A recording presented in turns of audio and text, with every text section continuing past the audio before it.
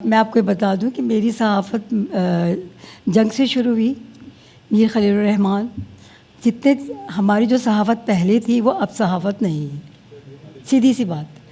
अब आपकी फेवरेटिज़म है और वो बात करने की आदत। आपने जो तकरीर की और बताया और आपने उनसे एग्री नहीं किया या उन्होंने आपसे एग्री नहीं किया, क्योंकि मैं समझती हूँ आज का एक ड्रामा या आपकी जो चीज़ें चल रही हैं, क्या आप सब मुनासिब समझते हैं कि बाज़ जगह कहाँ क्या क्या कहा गया, कहानी को किस मोड़ पे लाया गया। मैं ख़ुद भी राइटर हूँ, जर्नलिस्ट हूँ सीनी, तो मुझे ये मैंने भी कहानियाँ लिखी, मैंने भी बहुत कुछ किया, लेकिन मैं समझती हूँ कहानी वो नहीं, जो आपके दिल को ज़र्ब लगती है राइटर वही लिखता है और वो दूसरों तक पहुँचाना चाहता है कि इसका अंजाम क्या हुआ। आज का एक ड्रामा जो चल रहा था, आपकी इज़्ज़त, मैं उस पे बात करूँगी, मैं किसी भी ड्रामे पे नहीं जाऊँगी। सबसे बड़ी बात यह कि हमें ये देखना है कि हमारी इक़्तिदार क्या है, हमारा दीन क्या कह रहा है, या हमें अपने इन तमाम चीज़ों में अपनी इन चीज़ों को भी उजागर करना है कि हमारे बच्चे सीधे सिराते मुस्तकीम पे एटलीस्ट चलें।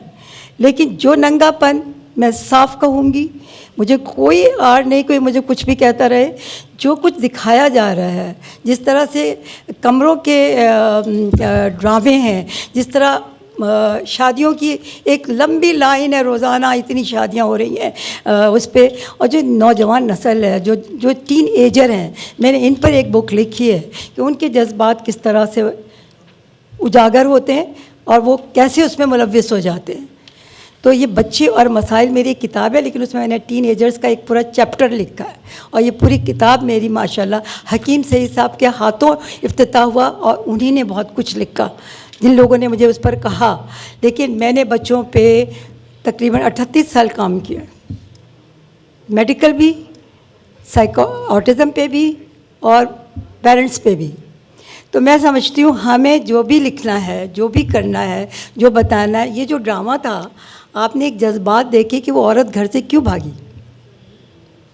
आप दूसरी शादी कर लेते हैं, आप दूसरी शादी कर लेते हैं, लेकिन उसके जज्बात तो कोई दबा नहीं सका। बहुत से लोगों ने ड्रामा देखे ना, वो बात नहीं समझ पाएंगे आपकी। नहीं, मेरी आज जाके देख लीजिएगा भाई, नाम लिख लो। एटलीस्ट क्या उन्होंने यही बताने की कोशिश की है कि जब आप कोई कदम उठाते हैं तो उसके लिए आप अपना एक माहौल बनाएं। ठीक है, आप औरत की इज्जत करें या औरत मर्द की इज्जत करे, तो ये सारी चीज़ें जो हैं ये कहानी बनकर सामने आई हैं। ठीक, कहानी आ गई, कहानी बनकर सामने आई। और ये कहानियाँ जो होती हैं, हम अगर अब पीछे की तरफ चले जाएं, सर सैयद अहमद से लें और सब से लें, तो वो भी तो कहानियाँ थीं, उनके असरात थे, वो अब तक भी लोगों के जहनों में वो चल रहे हैं। देखिए सर सैयद अहमद खान की बहुत सी कहानियाँ हमें सुनाई नहीं जाती। एक मिनट ठहर जाइए भाई। नहीं, हमने पढ़ने की कोशिश नहीं की, आपको मौका हमने देंगे, पढ़ाने की कोशिश नहीं की अपने बच्चों को।